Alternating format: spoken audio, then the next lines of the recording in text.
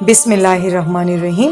تمام دیکھنے والوں کو میرے چینل میں خوش آمدید۔ جب بنی اسرائیل کو اللہ نے حکم دیا کہ موسیٰ اپنی قوم سے کہو کہ یہ جو چادریں اوڑھتے ہیں اس چادروں کے چاروں طرف آسمانی نیلے رنگ کے دھاگے لٹکائے، اور آسمانی رنگ اس لیے کہ جب وہ اس نیلے آسمانی رنگ کو دیکھیں گے تو اسے آسمان یاد آئے گا، اور جب آسمان یاد آئے گا تو میں یاد آؤں گا، اور جب میں یاد آؤں گا تو یہ یاد آئے گا کہ آسمان سے احکام اترتے ہیں جو موسیٰ ہمارے سامنے پیش کرتے ہیں، لہٰذا جب یہ مجھے یاد کریں گے تو تیرے بتائے ہوئے احکام ان کے لیے آسان ہو جائیں گے ماننا۔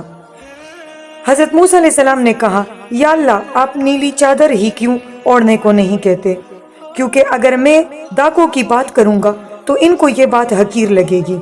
تو اللہ تعالیٰ نے فرمایا، جو میرا حکم ہے کبھی حقیر نہیں ہوتا، اگر یہ معمولی سی بات آج نہیں مانیں گے تو کل کو میرا بڑا حکم بھی نہیں مانیں گے، تو لہٰذا ان سے دھاگے باندھنے کا کہو چادروں کے چاروں طرف۔ موسیٰ علیہ السلام نے یہ بات بنی اسرائیل کے سامنے پیش کر دی کہ یہ اللہ کا حکم ہے کہ چادروں کے چاروں طرف آسمانی نیلی رنگ کے دھاگے باندھ لے، کیونکہ اس طرح تم لوگوں کو آسمانی رنگ سے آسمان یاد آئے گا کہ احکام آسمان سے اتر رہے ہیں، تو تمہیں اس احکام کو ماننا آسان ہوگا، اور اس طرح تم اللہ کی یاد میں رہو گے۔ سب بنی اسرائیل نے کہا، ٹھیک ہے، کر لیتے ہیں، لیکن اس محفل میں قارون بھی بیٹھا تھا۔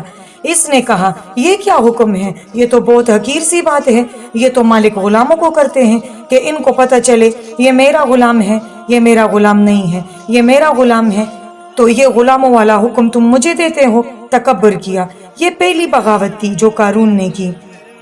قارون نے سونے کے دروازے والا گھر بنایا، اس میں سرداروں کو بٹھایا کہ یہ کیا موسیٰ علیہ السلام ہمیں غلاموں والے احکام روز نئے نئے سناتا ہے؟ اب یہ بھی کوئی بات ہے بھلا؟ جب دریائے نیل سے پار ہونے کے بعد بنی اسرائیل کو نجات مل گئی تو شکرانے کے طور پر حکم ہوا کہ قربانیاں کرو، قربانیاں کرو۔ جناب قربانیاں شروع کر دی، اور اس کی ذمہ داری ہارون علیہ السلام کی لگائی گئی تھی۔ ہارون علیہ السلام کے سامنے لوگ ذبح کرتے، پہاڑی پر رکھتے، آسمان سے آگ آتی، اس جانوروں کو جلا دیتی۔ قارون کو حسد ہوئی کہ موسیٰ علیہ السلام کو نبوت، ہارون کو قربانیوں کی ڈیوٹی، اور مجھے کچھ بھی نہیں جبکہ میں سب سے زیادہ مالدار ہوں۔ قارون نے موسیٰ علیہ السلام کو بلایا کہ خود اپنے لیے نبوت، ہارون کے لیے قربانیوں کی ذمہ داری، اور مجھے کچھ بھی نہیں۔ تو موسیٰ علیہ السلام نے بولا، یہ اللہ کا حکم ہے، میرا اس میں کوئی اختیار نہیں۔ قارون اصل میں موسیٰ علیہ السلام کے چچا زاد بھائی تھے۔ قارون کہنے لگا کہ نہیں، تم دونوں کی چال ہے جو آپس میں ہی ذمہ داریاں سنبھال رہے ہو۔ موسیٰ علیہ السلام نے بولا، اچھا تو ایسا کرتے ہیں کہ میرے خیمے میں ہم سب لوگ اپنے اپنے عصا گاڑ لیتے ہیں، جس کا عصا سرسبز ہوا اللہ کی طرف سے اسے یہ ذمہ داری دی ہوئی ہوگی۔ جب سب نے اپنے اپنے عصا زمین میں گاڑ لیے اور صبح کا انتظار کیا، جب صبح ہوئی تو ہارون علیہ السلام کا عصا سرسبز ہوا تھا، باقی سب کے سب ویسے ہی سوکھے تھے۔ قارون نے کہا کہ موسیٰ، یہ تمہارے ویسے ہی ایک جادو ہے، نعوذ باللہ۔ جب موسیٰ علیہ السلام پر زکوٰۃ کا حکم آ گیا کہ زکوٰۃ وصول کرو، تو اس نے پھر سے سردار اکٹھے کر لیے کہ یہ دیکھو، یہ جو حکم ہمیں اللہ کا بولتا رہا ہم پورا کرتے رہے، اب تو یہ ہمارے مال سمیٹنے کے چکر میں ہے۔ تو موسیٰ علیہ السلام کے یہ چونکہ کزن تھے تو موسیٰ علیہ السلام ہر حال میں اس کے لیے آسانی پیدا کر رہے تھے۔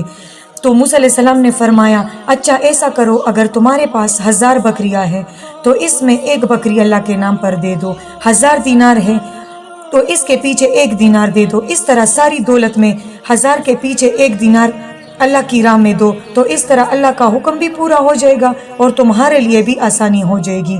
جب قارون گھر گیا اور حساب کیا تو سوچنے لگا، یہ تو بہت ہی زیادہ بن رہا ہے، نہیں میں یہ نہیں کر سکتا۔ اس نے پھر سردار اکٹھے کیے اور کہا، موسیٰ علیہ السلام کا کوئی حل ہونا چاہیے۔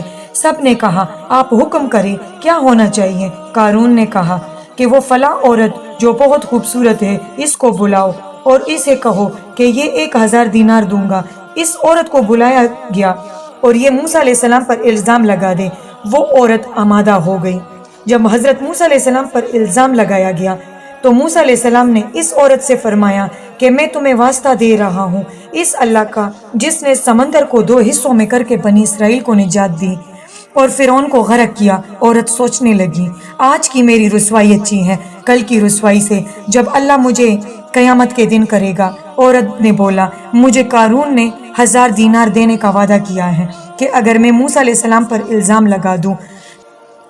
پھر موسیٰ علیہ السلام نے رو کر اللہ سے فریاد کی کہ اگر میں تیرا رسول ہوں تو اس قارون کے اوپر میری وجہ سے غضب نازل کر۔ اسی وقت وحی آئی، اے موسیٰ یہ زمین جو آج میں نے تیرے قبضے میں دیا، آج اسے تم جو کہو گے یہ تیری اطاعت کرے گی۔ موسیٰ علیہ السلام نے سر اٹھایا اور زمین سے کہا اس قارون کو پکڑ لے۔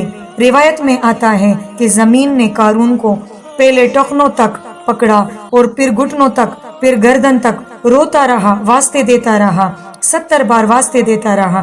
پھر موسیٰ علیہ السلام اتنے غضبناک تھے کہ ایک نہ سنی اور زمین اوپر سے بند ہوئی۔ اللہ تعالیٰ نے فرمایا اے موسیٰ اس نے تمہیں 70 بار بلایا، پھر بھی تم نے ایک نہ سنی، اگر یہ مجھے ایک بار پکارتا تو میں اس کی مدد کرتا۔ حدیث میں آتا ہے کہ قارون روزانہ ایک انسان کے قد جتنا زمین میں اندر جاتا ہے اور قیامت تک زمین کے گہرائی تک نہ پہنچے گا، کیونکہ زمین اتنی گہری ہے۔ بنی اسرائیل باتیں کرنے لگے کہ موسیٰ نے اس کی دولت کی وجہ سے اس کے ساتھ ایسا کیا، تو موسیٰ علیہ السلام نے اللہ سے دعا کی کہ اے اللہ قارون کے خزانوں کو بھی زمین میں لے جا، اور اللہ تعالیٰ نے قارون کے ساتھ اس کے خزانوں کو بھی زمین میں دبا دیا۔